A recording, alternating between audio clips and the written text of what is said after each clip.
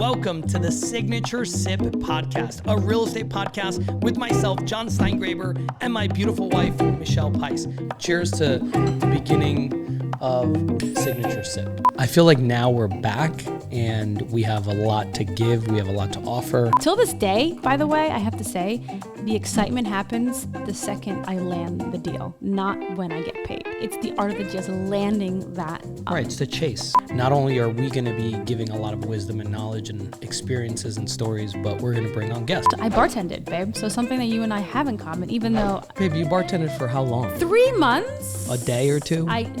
It's a podcast.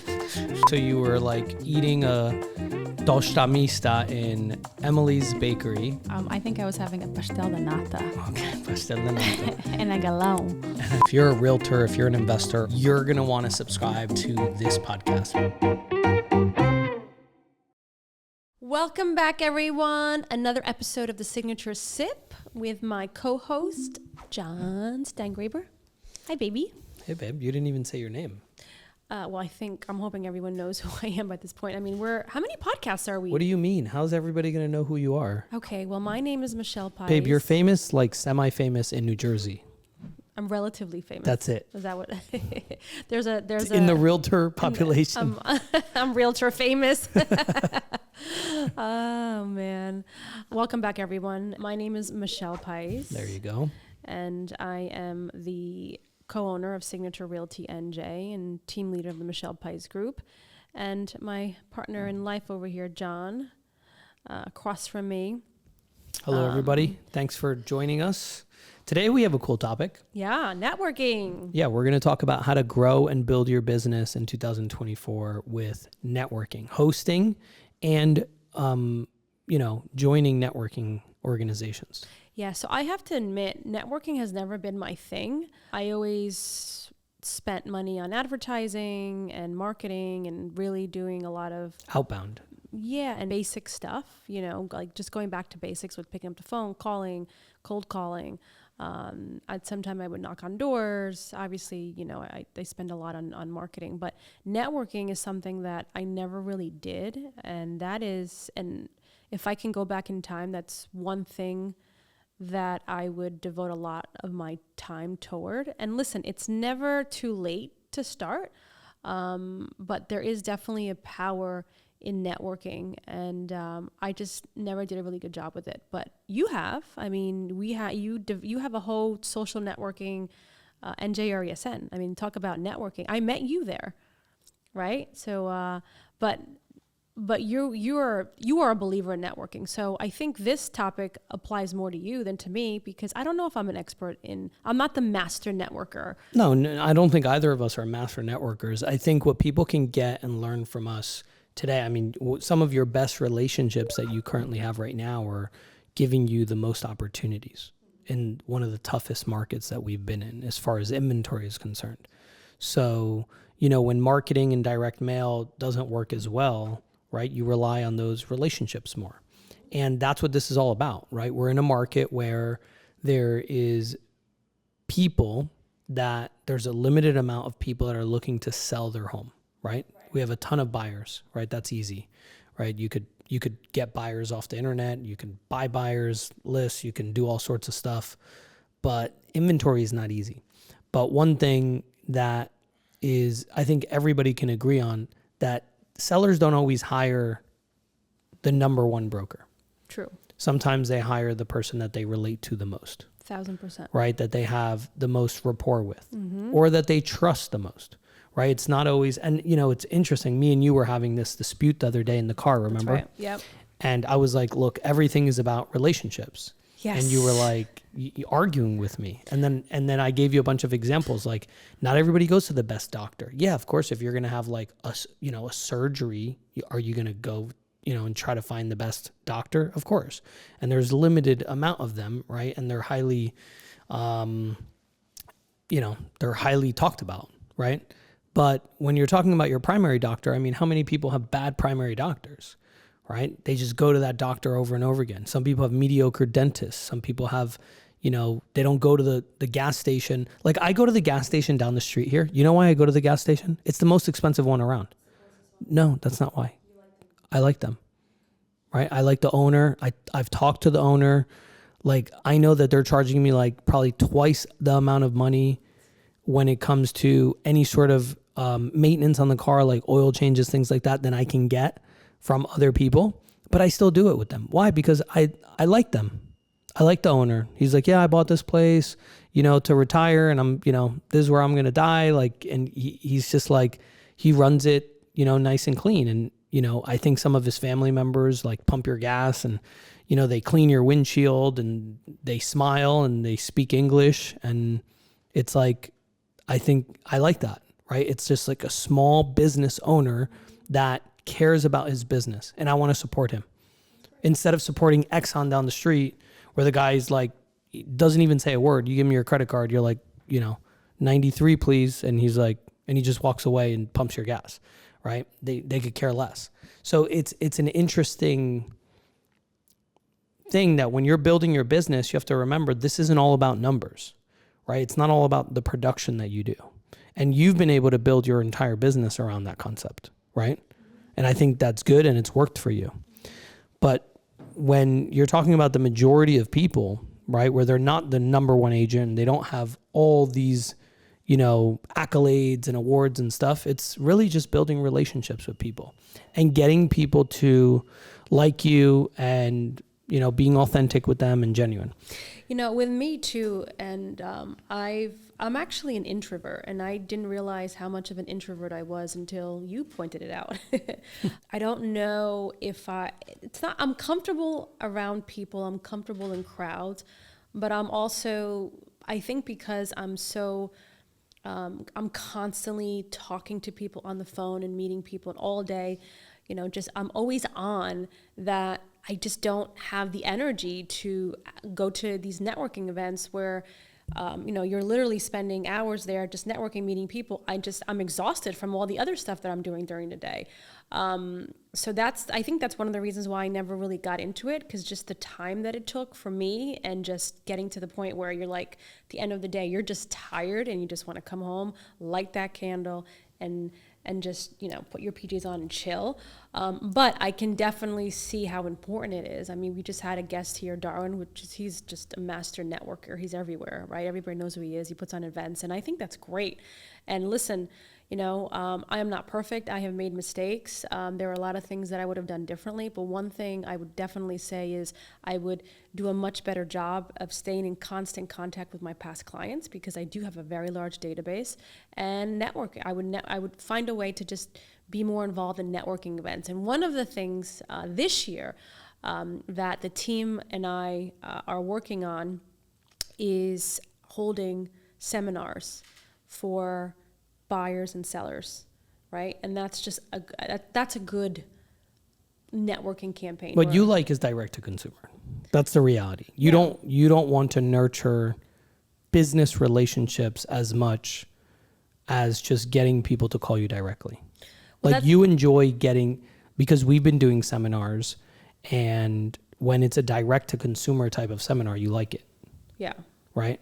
Well, I like it because it's what I do, it's what I know. And again, it's just that sometimes there's just a lot of time and effort that goes into nurturing relationships. And right. And quite honestly, if you're going to nurture relationships, it's also, are you going to be consistent and persistent with it? So, I mean, who doesn't like picking up the phone and just having the direct to consumer calls, right? This is why I spend a lot of money on marketing, to get those direct to consumer calls. But market has changed. We're in a different environment, and I think that networking is important, because I do have relationships that I have been nurturing for a couple of years now, and that are paying off.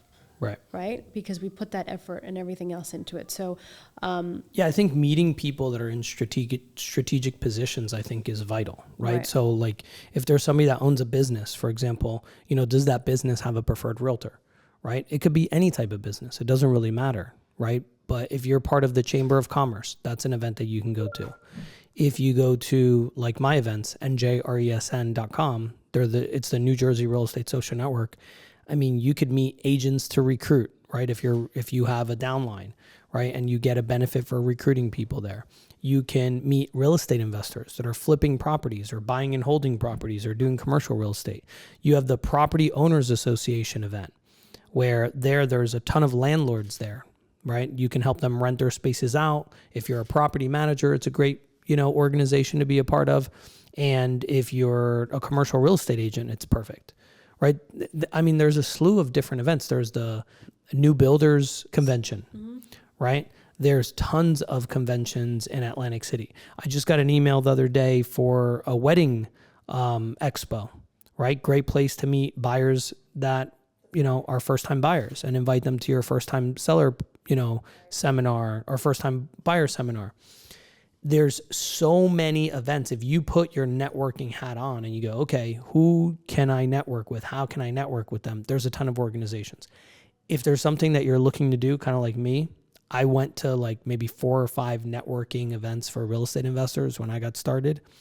And I just wasn't impressed. I was just like, all right, this is, it's not really ran professionally. The value's not really there. All they were really doing was pitching, right? It was kind of like a pitch fest. You would sit down and then like you'd go back the next month and it's like, nobody was really experienced. And I was like, I want to create a community of people that are experienced real estate investors that get together every month.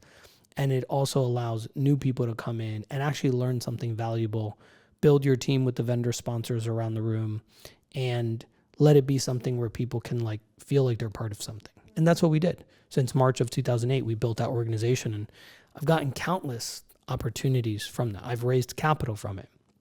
I've bought properties from it. I've met some of my friends there, like people that I like consider my friends, and they're awesome people, good people that are in the same business as me.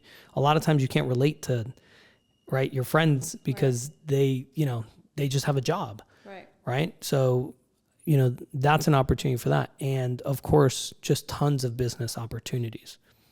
Right. That's actually where that, 𝗲𝗏 property came from, that big listing that we had. It was a referral from NJ or ESN. Right. There's so many opportunities that come from building a community, and not everybody's kind of built to do that because not everybody wants to be a public speaker and, do all that. But there's plenty of organizations where you can go to and network, right? Just make sure that you follow up with people and you have a purpose. And my one tip for networking that I've learned is don't make it about you, right? I think a lot of people, when somebody meets somebody, they're like, oh, let me tell you what I do. And it's like, don't do that. Just listen. Just be like, hey, tell me, what brought you out to the event? Cool. Like, what's your objective here today? Like, who do you want to meet? Like, maybe I can connect you. I know a lot of people, right? Oh, it's an investor. I'm looking for a kitchen guy. Oh, okay, cool. I know this guy over here. He does kitchen cabinets for a lot of the investors. You want me to introduce you? Yeah. And then you become a connector. Right. And now that person, right, is like, wow, this is a good guy to know. And he doesn't even know what I do yet. Right? So really having that seek to serve mentality, just like we do at Signature, seek to serve people, right? Seek to serve them in whatever it is that they're looking to accomplish. Like, when I realize I'm talking to somebody new, I go, let me ask you a question. What's your biggest challenge right now? And I try to help them solve that issue.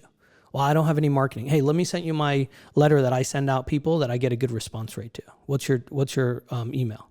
And I send it to them. And then they're like, really? I'm like, yeah. I'm like, and I'm going to send you the printer that I use to print these out. And they're like, wow, thank you. And then what happened?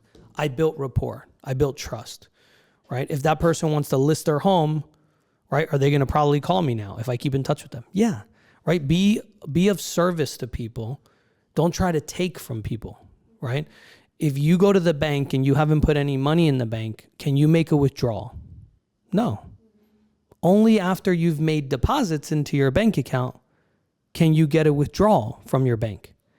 And the relationship is the same exact way. You want to make deposits into your relationships before you try to make withdrawals. There's people going around like people are ATMs, like trying to withdraw money from them, right? Just telling them about them, talking, there's been so many times where I'll go to an event and somebody just comes up to me and they literally just start, telling me everything about them. And it's boring, right? You're like, I'm not even interested in your business at all. And this person's like completely wasting their time with me because they're not building rapport. I have no need for that service that they have, right? And they just, they're the type of person that they're just trying to project on you what they want to do and their needs. And that's not somebody I really want to build a relationship with, right? So that's my advice to everybody, whether you go to a chamber, and try to increase your visibility, right? How do you increase your visibility? Well, for me, I was like, how do I increase my visibility? What did I have to do? I just started the organization. Now I am the visibility at the forefront, but I didn't make it about me. I would very, very, very seldomly talk about my needs at all. Every once in a while, it's kind of like Gary Vaynerchuk. What does he say? Jab, jab, right hook, right? Give them value, right? And then you can offer something. Then you could tell people what it is that you're looking to get out of the relationship, but give them value first, right? And increase your visibility. How do I increase my visibility if I go to a Chamber of Commerce event? I ask them, hey, do you have sponsorship opportunities, right? A wedding expo.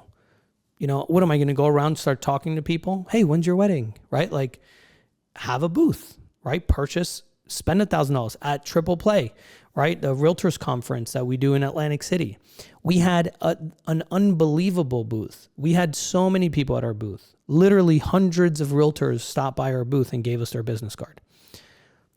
We also made it entertaining, right? If you're going to go to a convention center, you want to stand out, right? Have an espresso machine that you're giving something away and people now are in line, they're talking to you. We had a roulette table. Well, you could play roulette, right? You got some chips, you got to play, and then you could give away prizes, right? You could raffle something off. There's a lot of cool things that you can do and get creative to gain visibility in a room full of people, right? It's interesting. I've had the same vendor sponsors at my real estate investment club for many, many years. Why do they keep doing it over and over again? Because there's a return on it. Of course. Right? You pay $1,000, right? It's not that much money, right? And there's 200 people there. How much money did you pay?